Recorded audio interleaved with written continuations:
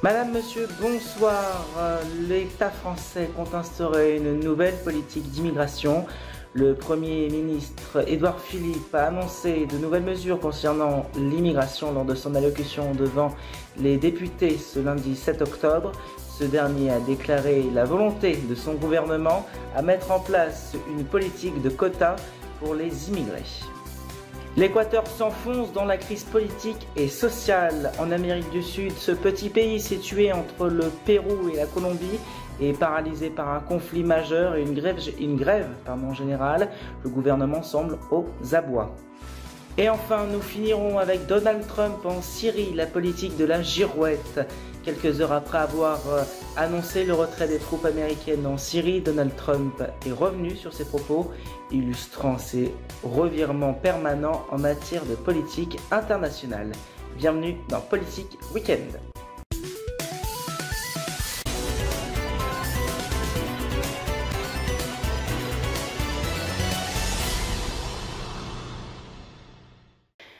Édouard Philippe compte instaurer un système qui fonctionne avec une sélection selon les besoins du pays. Les demandeurs de visa seront notés sur plusieurs critères qui prennent en considération les besoins du pays et les capacités, diplômes, l'expérience des candidats ainsi que leur maîtrise du français. Les autorités décident ensuite du nombre de visas délivrés après que les ordinateurs aient classé les demandeurs avec des logiciels conçus à cet effet. Le Premier ministre qui évoque la nouvelle politique migratoire lève ainsi un tabou en France. L'annonce a été faite avec grande prudence vu que certains experts étaient déjà sceptiques à cette politique avant même son annonce. Il faut dire que la sensibilité du sujet et la surenchère qui l'entoure ainsi que son appropriation par l'extrême droite qui en fait un fonds de commerce ne facilite pas la tâche du gouvernement d'Emmanuel Macron. Il faut rappeler dans ce sens que la droite au Sénat avait tenté d'introduire les quotas en 2018 à travers un amendement présenté par Roger Carcucci. Le gouvernement s'y était opposé pour des raisons techniques. Quel impact concret sur l'immigration ? Il faut dire que cette nouvelle politique n'impactera pas considérablement l'immigration en France. En effet, elle ne va concerner que très peu de personnes puisqu'elle ne va pas s'appliquer au gros groupement familial qui représente environ 90 000 entrées par an, ni aux étudiants qui sont 80 000 nouveaux arrivants, ni aux demandeurs d'asile. Ces catégories, rappelons-le, sont protégées par des traités internationaux qui interdisent l'application des quotas de leur cas.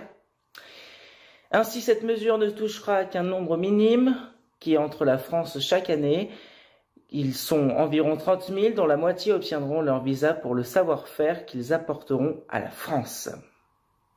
Retournons maintenant en Équateur qui s'enfonce dans une crise politique et sociale.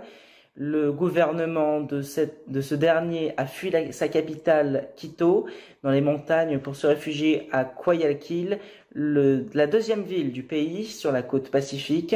Ce n'est tout de même pas banal dans ce pays de 17 millions d'habitants, grand comme la moitié de la France. Le pouvoir du président Moreno craint tout simplement d'être renversé par la rue. Le conflit a commencé le 3 octobre et ne cesse de prendre de l'ampleur avec une violence croissante. Les affrontements entre policiers et manifestants se sont multipliés. On compte déjà un mort, près de 100 blessés et 500 arrestations dans la capitale Quito. Le palais présidentiel est gardé par des blindés. Le couvre-feu a été imposé. L'état d'urgence a été décrété dans tout le pays. Et la production de pétrole, principale ressource de l'Équateur, est en train de chuter moins 12% en quelques jours. Ce mercredi, ces grèves générales, toutes les écoles sont fermées et tous les principaux axes routiers sont bloqués par des barrages et des barricades. Le prix de l'essence a doublé, c'est l'annonce d'un doublement de prix de l'essence qui a mis le feu aux poudres. L'objectif c'est de renflouer les caisses du pays en contrepartie d'un plan d'aide du Fonds monétaire international, le FMI. Imaginez la facture de votre plein d'essence qui vous coûte le double du jour au lendemain. Les transporteurs routiers ont aussitôt protesté et bloqué les routes. Et dans ce pays montagneux, toute l'économie ou presque dépend du transport routier. Il y a aussi un arrière-plan politique. Le président Moreno a un profil un peu particulier. C'est un ancien socialiste devenu libéralisme et à l'austérité. Il accuse ses anciens amis de tirer des ficelles, l'ex-président coréen réfugié en Belgique et le président contesté du Venezuela, Nicolás Maduro. Ce dernier s'est d'ailleurs moqué de cette accusation sur les réseaux sociaux en disant, je cite, « C'est ça, je fais tomber le gouvernement à distance, rien qu'en bougeant mes moustaches, je suis super moustache. » Fin citation. En fait, la problématique majeure de l'Équateur est quand même d'abord économique. Les ressources publiques du pays dépendent à 40% du pétrole. La baisse du baril depuis 5 ans a donc un impact majeur en Équateur, comme dans plusieurs autres pays d'Amérique du Sud, tels que ce soit leur bord politique, le Venezuela, l'Argentine et le Brésil. Et enfin, Donald Trump en Syrie, la politique de la girouette. Quelques heures après avoir annoncé le retrait des troupes américaines en Syrie, Donald Trump est revenu sur ses propos, illustrant ses revirements permanents en matière de politique internationale. Les troupes américaines ne seront pas démobilisées, mais déplacées, et seulement 50 à 100 soldats sont concernés, non pas la totalité des forces présentes à la frontière syrienne, un rétropédalage dans les règles de l'art, que le président américain maîtrise à la perfection.